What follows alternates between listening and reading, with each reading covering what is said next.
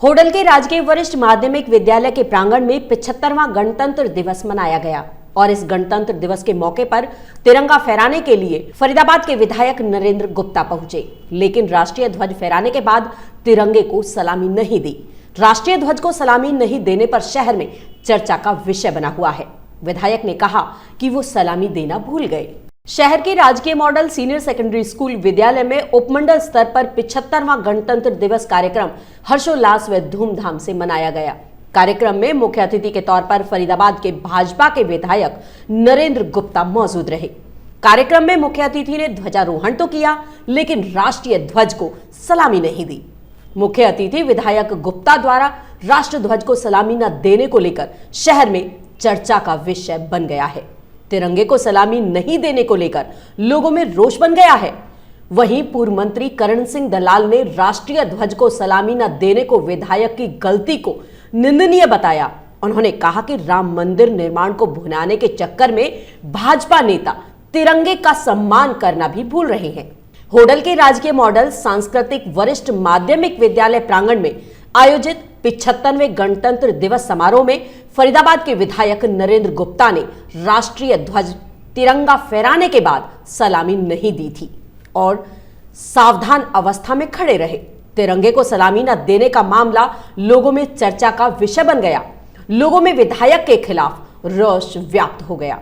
कार्यक्रम में विधायक परेड का निरीक्षण करने के बाद उपमंडल वासियों को गणतंत्र दिवस की हार्दिक शुभकामनाएं दी।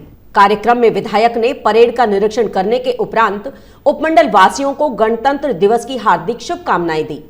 उन्होंने देश की आजादी के लिए अपने प्राणों को न्यौछावर करने वाले सभी ज्ञात अज्ञात शहीदों के साथ साथ उन जाबाज जवानों को नमन किया जिन्होंने देश की रक्षा के लिए अपने प्राणों की बाजी लगा दी। समारोह में विधायक नरेंद्र गुप्ता ने युद्ध वीरांगनाओं, स्वतंत्रता सेनानियों व उनके परिजनों को शॉल ओढ़ा करके सम्मानित किया। समारोह में विभिन्न विभागों की सुंदर झांकियां निकाली गई, जिसमें उन्होंने अपने अपने विभाग की ओर से चलाई जा रही जन कल्याणकारी योजनाओं, परियोजनाओं व सेवा सुविधाओं के बारे में जानकारी प्रदर्शित की। इन झांकियों में वन विभाग की झांकी द्वारा प्रथम, स्वास्थ्य विभाग की झांकी द्वारा द्वितीय और नगर परिषद की झांकी द्वारा तृतीय स्थान प्राप्त करने पर उन्हें सम्मानित भी किया गया। इस मौके पर एसडीएम रणवीर सिंह, न्यायाधीश छवि गोयल, दीपक यादव, डीएसपी सज्जन सिंह, तहसीलदार संजीव नागर, जगमोहन गोयल, योगेश सहित स्कूलों के छात्र छात्राएं मौजूद रहे। अनुकंपा के आधार पर नौकरी भी प्रदान की गई है।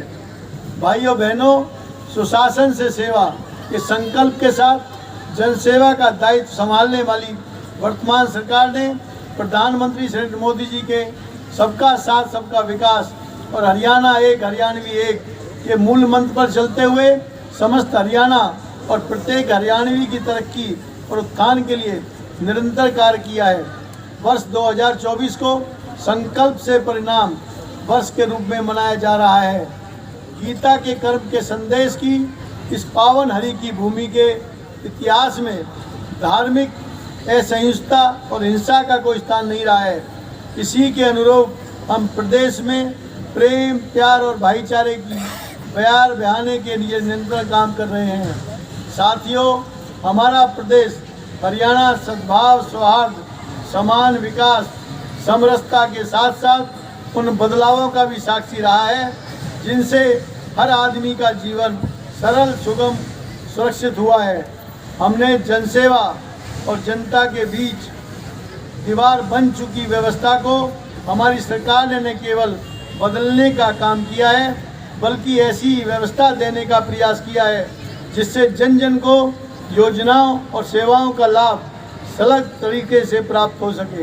तो सर, क्या मतलब तिरंगे को सलामी दी जाती है कि नहीं दी जाती है? बिल्कुल देनी चाहिए, दिया जाना चाहिए। तिरंगे का सम्मान हम लोग करते हैं। अपने जितने सैनिक हैं, चाहे वो किसी भी तरह से इसमें हिस्सा उन्होंने लिया है, तो सबको अपनी सलामी दी है। आपने ध्वजारोहण के बाद तिरंगे को सलामी नहीं दी, तो इस बारे में क्या कहेंगे? क्या तिरंगे का अपमान नहीं है? कोई अपमान की कोई भावना नहीं है।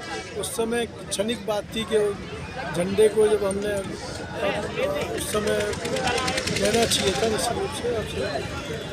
कोई अपमान की कोई भावना नहीं है। उस समय क्षणिक बात थी कि झंडे को जब हमने उस समय लेना चाहिए था निश्चित रूप से। ठीक।